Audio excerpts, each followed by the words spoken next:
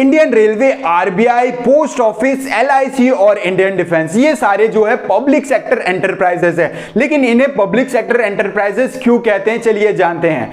देखिए, जब कभी भी कोई भी बिजनेस ओन, कंट्रोल और मैनेज जो है सेंट्रल या तो फिर स्टेट गवर्नमेंट द्वारा किया जाता है तो उसे ही हम क्या कहते हैं, पब्लिक सेक्टर एंटरप्राइजेस कहते हैं। लेकिन आज का जो हमारा टॉपिक है वो है types of public sector enterprises, जिसे हम form of public sector enterprises भी कहते हैं। चलिए समझते हैं।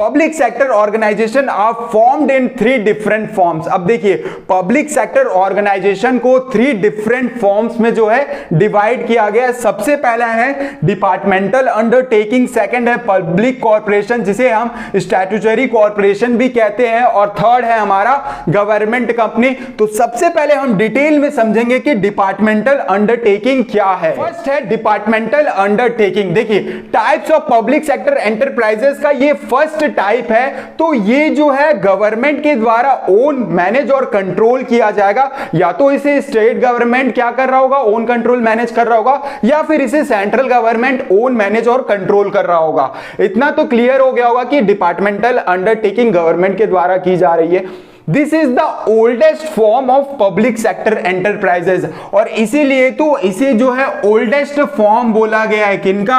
पब्लिक सेक्टर एंटरप्राइजेस का। किसे?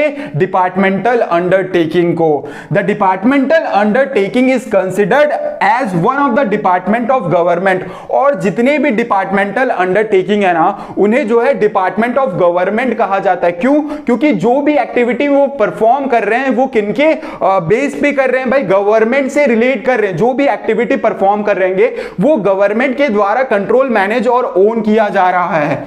It has no separate existence then government, और इनका कोई भी अस्तित्व नहीं होता है गवर्नमेंट के अलावा, क्योंकि ये ओन, कंट्रोल और मैनेज किनके द्वारा किया जा रहा है? गवर्नमेंट के द्वारा किया जा रहा है। इसीलिए इनका कोई सेपरेट एग्जिस्टेंस नहीं है। गवर्नमेंट से अलग ये बिजनेस नहीं कर पाएंगे, एंटरप्राइज नहीं चला पाएंगे।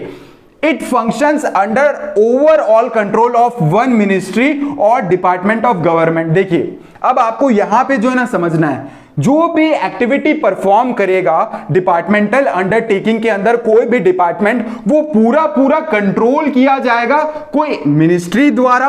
मिनिस्ट्री ऑफ जैसे डिफेंस हो सकता है या रेलवे मिनिस्ट्री हो सकता है, तो वो किसी एक मिनिस्ट्री द्वारा क्या किया जाएगा भाई? ओवरऑल कंट्रोल किया जाएगा। या तो फिर डिपार्टमेंट ऑफ गवर्नमेंट या कोई डिपार्टमेंट होगा गवर्नमेंट का, वो क्या करेगा भाई? उसे कंट्रोल करेगा। तो यहां पे मैंने कुछ एग्जांपल्स लिखे हैं डिपार्टमेंटल अंडरटेकिंग का। सबसे पहला है रेलवे, जो कि ओवरऑल कंट्रोल किया जाता है रेलवे मिनिस्ट्री द्वारा। वैसे ही डिफेंस जो है ओवरऑल कंट्रोल किया जाता है मिनिस्ट्री ऑफ डिफेंस द्वारा।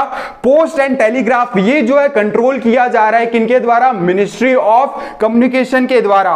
ब्रॉडकास्टिंग को जो है कौन कर रहा है control? Ministry of information and broadcasting. वैसे ही टेलीफोन सर्विसेज को कौन कर ओवरऑल कंट्रोल करता है भाई? पूरा इन पे कंट्रोल है मिनिस्ट्री ऑफ कम्युनिकेशन का।